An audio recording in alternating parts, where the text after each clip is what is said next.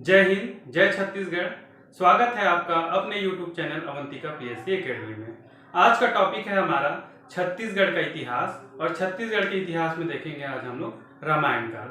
तो रामायण महाकाव्य में छत्तीसगढ़ के बारे में उल्लेख मिलता है और उस समय छत्तीसगढ़ को दक्षिण कोसल के नाम से जाना जाता था। छत्तीसगढ़ का जो महानदी बेसिन वाला एरिया है उसे दक्षिण कोसल के नाम से जाना जाता था और जो है बस्तर क्षेत्र को दंडकारण्य के नाम से जाना जाता था। बस्तर क्षेत्र को दंडकारण्य के नाम से जाना जाता था।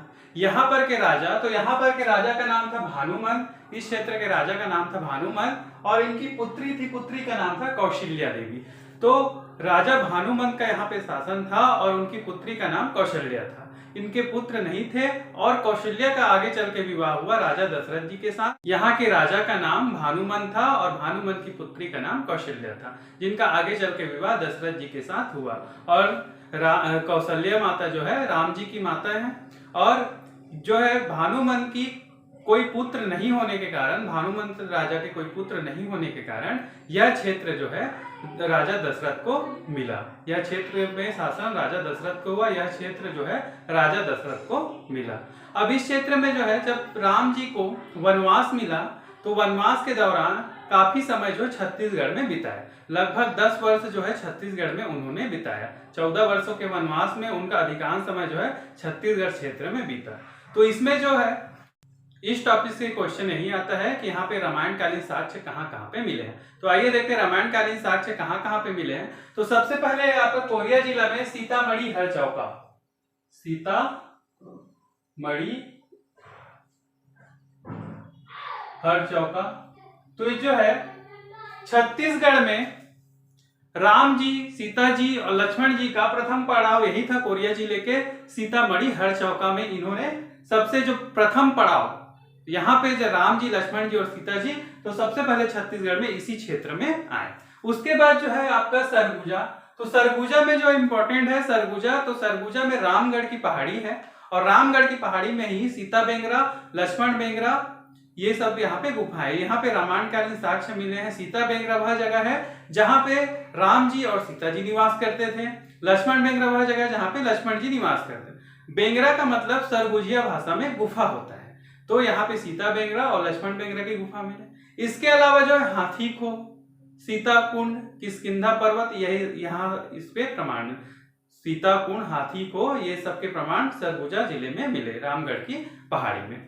उसके बाद है आपका सिवरी नारायण। तो सिवरी नारायण वही जगह है जहाँ पे सिवरी नारायण, तो आप लोग को नदी वाले टॉपिक में बताया था सिवरी नारायण। यहाँ पे जो है त्रिवेणी संगम है, महानदी, शिवनाथ नदी और जोग नदी का। तो यहीं पे जो है सबरी आश्रम है। यहाँ पे सबरी माता, तो सबरी माता ने यहीं पे जो है राम जी और लक्ष्मण जी को बेर खिलाए थे, लेकिन लक्ष्मण जी ने खाने से मना कर दिया था। तो ये जो है सिवरी नारायण, तो ये कहाँ है आपका जांजगीर चांपा जिले में है। यहाँ पर भी रामायणकालीन साक्ष्य मिले हैं। सबरी माता के यहाँ पे आश्रम है। ये जो किंवदंती है कि सबरी जी के हाथ से बेर नहीं खाने के कारण लक्ष्मण जी को कोढ़ बीमारी हो गया था और इस कोढ़ बीमारी से बचने का उपाय जो है नारद जी ने बताया था कि आप जो 1.25 लाख चावल के दानों का एक शिवलिंग बनाइए और उसका पूजा कीजिए। तो लक्ष्मण जी ने 1.25 लाख चावल के दानों से शिवलिंग बनाया और वहां पे पूजा की। तो उस जगह को वर्तमान में खरौत के नाम से जाना जाता है और वो जो शिवलिंग है वहां पे एक मंदिर बना जिसे लक्ष्मणेश्वर मंदिर या लाखाचौर मंदिर इसको कहा जाता है। 1.25 लाख चावल के दानों से इस शिवलिंग का निर्माण हुआ था। फिर बाद में यहाँ पे मंदिर का निर्माण हुआ तो इस मंदिर को लाखाचौर मंदिर या लक्ष्मणेश्वर मंदिर कहा जाता है। खरौत को छत्तीसगढ़ का काशी कहा जाता है। खरौत को छत्तीसगढ़ का काशी कहा जाता है। कौन से जिले में है? तो आपका ये आपका जांजगीर चांपा जिला में खरौत को छत्तीसगढ़ का काशी बोलते हैं। इसके अलावा खर और दूषण की नगरी, ये जो है खर और दूषण जो राक्षस थे और रावण के ममेरे भाई थे, उनके मामा के लड़के थे ये।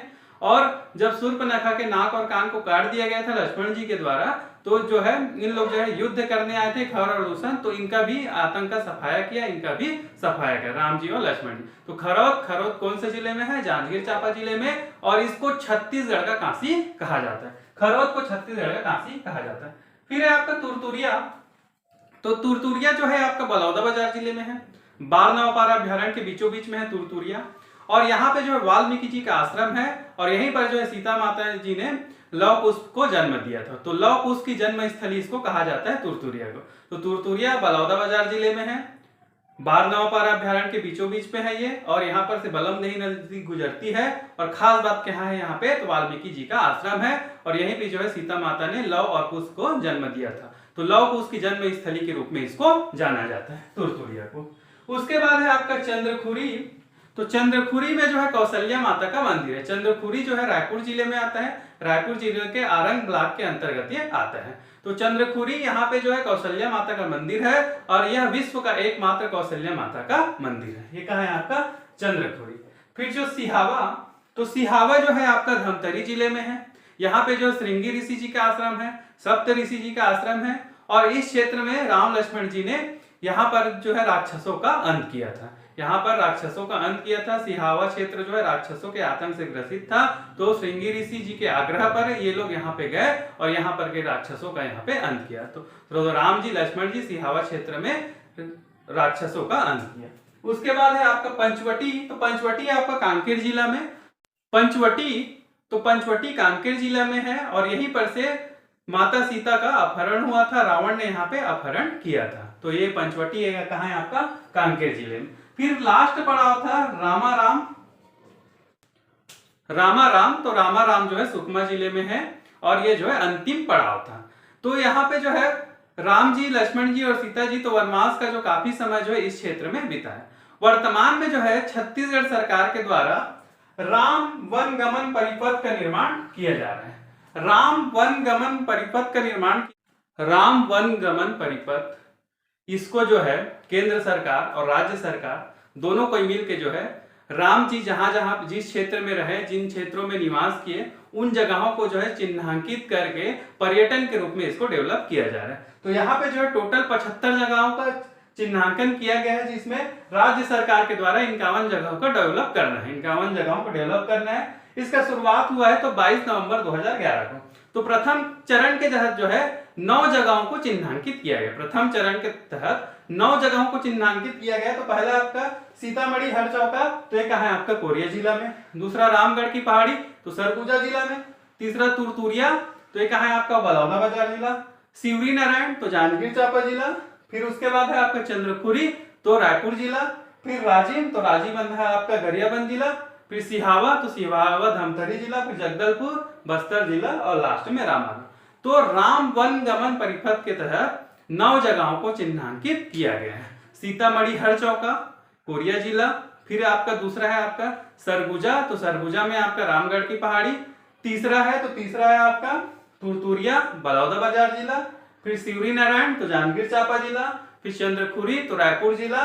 राजिम, तो गरियाबंद जिला। फिर सिहावा धमतरी जिला और जगदलपुर बस्तर जिला। इसके बाद अलावा रामाराम, तो ये सुकमा जिला। तो ये जो है आपका राम वन गमन परिपथ है। इसके अलावा जो है रामायण काल में जगह का नाम जो है, जो महानदी बेसिन वाला एरिया है उसको जो है दक्षिण कोसल बोला जाता था और बस्तर वाले क्षेत्र को दंडकारण्य बोला जाता था। राजधानी जो है, जो आगे चल के ये जो क्षेत्र है दशरथ को मिल गया।